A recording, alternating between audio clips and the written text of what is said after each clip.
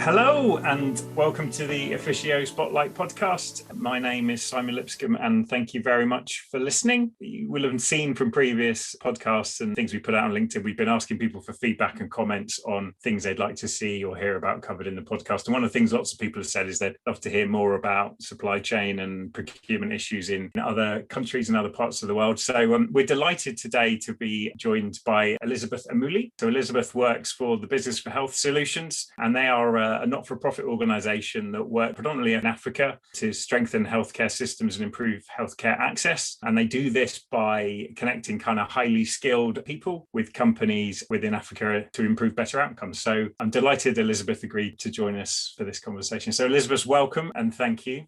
Thank you, Simon. Thank you for having me. And I believe you're joining us today from Tanzania. I'm in Dar es Salaam, Tanzania. Fantastic. So Elizabeth, probably best to start, could you tell us a little bit about Business for Health Solutions and the work that you do? Yes. So Business for Health Solution is private health sector approach to health system strengthening. We noted that in healthcare needs that are met here in Tanzania, particularly, the public healthcare was doing really well, but catering to only 2/3 of the overall needs. And the private health sector caters to about 1/3. But a lot of the initiatives did not seem to focus on the private health sector. And so Business for Health Solution came up with an initiative to try and support capacity building in this area of the private health sector, to really try and bridge the gap and seek ways to improve quality, affordability, and accessibility of products and services that are being delivered in the communities that are being served. We partner together with corporates, identifying healthcare experts who can be then linked and matched to their counterparts here locally. And we were fortunate because we managed to get access to corporates who were willing to work with us, such as Merck, who is a big supply chain innovative expert and supplier. We really wanted to seek a model that is well demand driven and can really tackle the challenges that are experienced locally. And so we managed to bring up a team of experts together with the local companies that are able to create a team and bring them together and scope out a project, ensuring that we know the goals that we're going to have and the timelines that we will go into. All this is done virtually. This is something that was very important. Thinking about how we began around 3 years ago, it was something new. Not a lot of people here in Tanzania were very comfortable or used to virtual means of capacity building. Needless to say, in the last 2-3 years, this has been something that has gained traction, especially in last year with the pandemic and everything. And so the model has been growing and has been really seen as an effective way, a cost-effective way of supporting capacity building in private health sector. Fantastic. So there's a few things I'd like to talk about a bit more based on that. I'd probably love to start with yourself, actually. So how did you end up in this space in terms of supporting healthcare, and just a little bit about your background would be really interesting. Personally, I have a background in medicine and public health, and I've always been working very closely in health system strengthening projects. When some of the team members from Business for Health Solution wanted to pilot this innovative virtual technical assistance project in Tanzania, it was interesting for me, and I saw it advertised, and I thought, wow, that would be something that would be interesting and to collaborate with and see where that would go. We joined forces and tried to figure out how we pilot such a project or initiative here in Tanzania. We identified the healthcare channel that is easiest in terms of supply chain and access to procurement, etc. And that was through the pharmaceutical industry. So we started working very closely with pharmaceutical distributors and manufacturers in identifying their challenges and then finding ways to pair them with the right corporate experts who would then work on the challenges that they've identified. So that's how we began about 2 to 3 years ago. And so far we've grown. We've had about 17 projects conducted from the pilot phase to date. And a project would typically take 3 to 6 months to complete. Within the project, we usually have very well-defined success measures, and we can be able to say where we started as the baseline and how far we've come and what are the advantages or the successes that we've met through integrating in the project. So you mentioned at the start that the healthcare system in Africa, you said the public system was better served and private less so. Just out of interest, why is that? I mean, why the difference, and why did you identify that the private healthcare system was such an opportunity for the organisation? Yeah, as I mentioned, 2/3 of the healthcare needs are being supported by the public health sector, and the private health sector caters for a third. A lot of the projects, the initiatives are all governed through the Ministry of Health. They will be channeled into the majority, which is the public health sector. So private health enterprises need to figure things out for themselves, need to cater to their own costs, need to really take that extra leap to strengthen their own employees.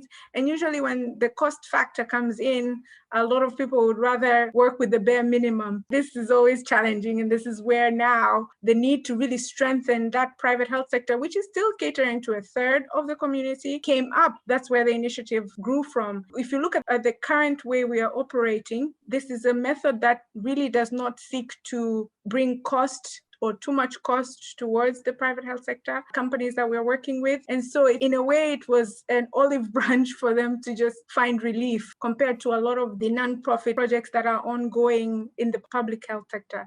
And broadly, are the big issues in terms of the private health sector in Africa, is there commonality, or is it very different depending on geographies and parts of the country, or whatever different variables? Yes, there are quite a few depending on the level of health enterprise you're looking at. The healthcare value chain varies greatly. I mean, we're thinking from health provider systems to manufacturers to distributors to transportation and all these parts of the healthcare value chain. So there are many differences along that line. Also, just within the level of healthcare provision, we have private health facilities which are at hospital level, and they have their own sets of challenges compared to maybe dispensaries, which are much lower level health facilities, but then much closer to the community. And so it depends on which level, but some of the challenges that are cutting across, of course, sustaining qualified healthcare providers, especially at the lower levels. Perhaps you might not have a very qualified doctor at that level, but still this person is attending to clients in the community, and that is the first point of entry. But when you move over to hospitals, you get much more experts, but then the challenge is coming in costs. And this is where health insurance is also very valuable, but very, very small proportion of the Tanzanians overall have health insurance. And so that is an issue that also needs to be tackled. Another area is, which has been really improved over the years, is adequate supply of good quality drugs.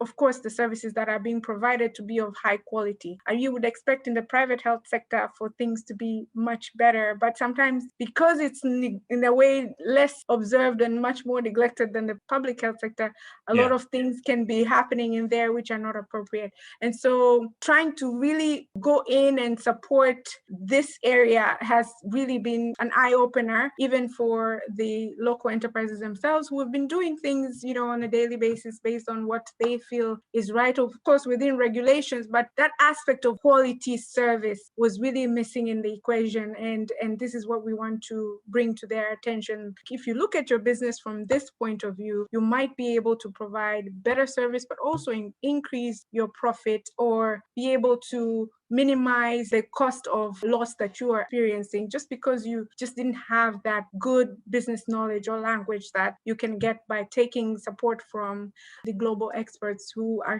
doing this but much larger scale. Yeah. You mentioned at the start you were doing some work with Merck, which was an example of the model I think perhaps come on and talk about, but be really interesting to understand specifically what you're doing with those guys. Yes, with the Merck Group volunteers, we've been working closely with the supply chain team, managed to identify several projects with local Tanzanian distributors, which would fit their profile. Challenges around inventory management, processes efficiencies. We then pair them with the counterpart local enterprise, and we would work together to identify the key areas that were challenging them in the area of inventory management. Some of the successes that we've had were around increasing the accuracy of product specific demand planning and forecasting, or improving their inventory management processes overall, or finding ways to modify their product costing, things that are day to day, but just doing them more efficiently, or thinking of a better way of doing it that is more modern and that has been proven to work better in other systems. And so for your organization, you mentioned that a number of different challenges. So imagine, I think you work across Africa. I mean, we're talking a lot about Tanzania, but from what you've told me before, before. I think you work across Africa. There must be huge potential opportunities for you to help and make improvements. I mean, how do you identify where you target your time? Is that driven by you as a not-for-profit looking at improvement opportunities? Is it driven by the people that are coming to you saying, I can help or volunteer? How does that work? Looking at which country we go into first. Yeah. Of course, there was on-ground analysis of the area. We have a certain of criteria to look up what is the easiness of penetration, because there are things that need to be sorted before you can enter a certain country and start operating. What are those kind of things? Just benefit of our listeners. Yes. For instance, looking at the percentage of private healthcare support that is there, looking at how the geographic location allows for us to have engagement with the local healthcare facilities that we're going to work with, looking at the regulations and the policies allowing interactions such as these, looking at our existing networks, if we have any similar project model types, even if it's in another sector that we can integrate with, and also just looking at previous feasibility studies that were done in the area for engagement of various organizations, which are nonprofit mainly, international nonprofit organizations. Okay. And so those are some of the things that we looked around, and Tanzania was an easy entry point. And of course, in Kenya, in Ghana, we had networks there as well that were easy for us to penetrate and start working together in the projects. And so those are some of the ways that we ended up in the 3 countries, but we're still scaling up, still learning, and still observing the lessons that we're picking up from these current countries that we're working on, see how that affects where else we go. And then once you've established Tanzania or Kenya, or where, how do you then identify which specific projects within those countries you do, and in what order that you do them? Right? At the beginning, we really at the pilot phase, which was 2 years ago, beggars can't be choosers. So we really were just sifting through our networks, looking at an easier entry point. And because we had a corporate that was working in supply chain, it was easier to penetrate through the distribution and manufacturing end for pharmaceutical companies. That was easy entryway because we already, I established this corporate that was an expert in that area. And so that was our easier entry point to begin with. That is one. Another is we really try to work with legit private healthcare companies who really are legally registered and are really seeking support. Through networks, we would communicate with the leadership in the various organizations or companies, and then they would let us know whether they really would need the support. And also we would look at their business portfolio, who are they serving, and whether this impact that our project will create will be in line with our overall goals. And one of our overall goals was really reducing infant mortality and morbidity in that area. And so those were some of the things that allowed us to choose particular projects with local healthcare companies. But it's important to note that this is a model that is demand-driven. The local healthcare company themselves identify the gaps, and we just assist to link them with the right experts so we can facilitate the project process. Understood. Our listeners to this podcast will be, I would guess, predominantly procurement and supply chain professionals, probably some consultants within there as well. If someone's listening to this and thinking, that sounds really interesting, I understand about supply chains or I understand about inventory, or can they help your organization? Can they help you? If so, how could they do that? Currently, Simon, what we have been reaching out to is corporates that are able to engage with us in terms of collaboration and contractual collaboration and such. We seek any corporate that really is eager to improve healthcare systems, in particular if their interest is in Africa, because this is where we're working. And as we mentioned, the healthcare value chain is wide. And so anyone who not only focusing on supply chain, but this platform may have more of corporates or members from the supply chain enterprise. They can reach out to us via Business for Health Solution. We have our profiles in LinkedIn or in Instagram or Twitter. You can check all of those online.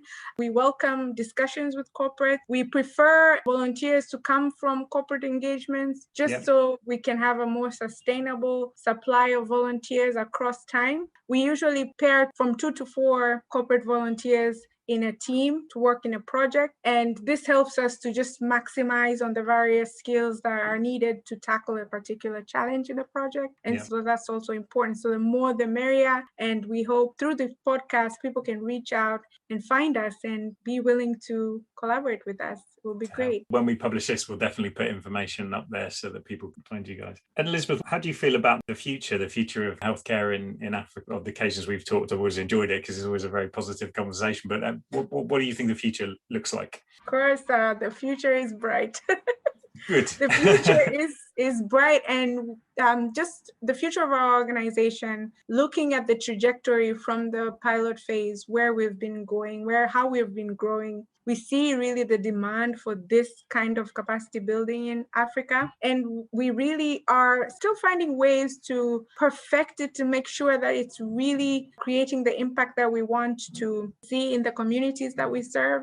Yeah. But definitely, even with the way the global changes have taken place in the last 1 year or so with the pandemic, we see that we need to take charge in terms of finding cheaper or cost-effective methodologies that will still support healthcare service delivery in Africa.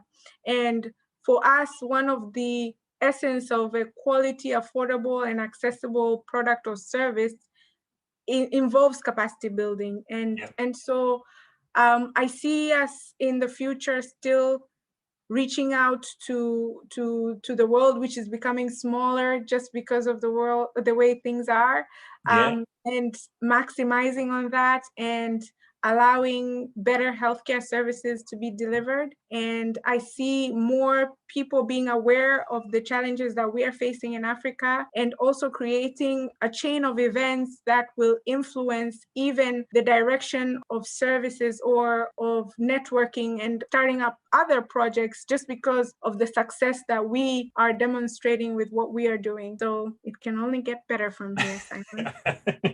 And I can imagine with you and your colleagues driving it, I absolutely believe that. Thank you so much for your time. Fascinating conversation, a really interesting topic. As I say, for people listening, if they are or their organizations are interested, I hope they reach out to you guys. You're doing great work. Thank you for your time. It was a really interesting conversation and I appreciate it.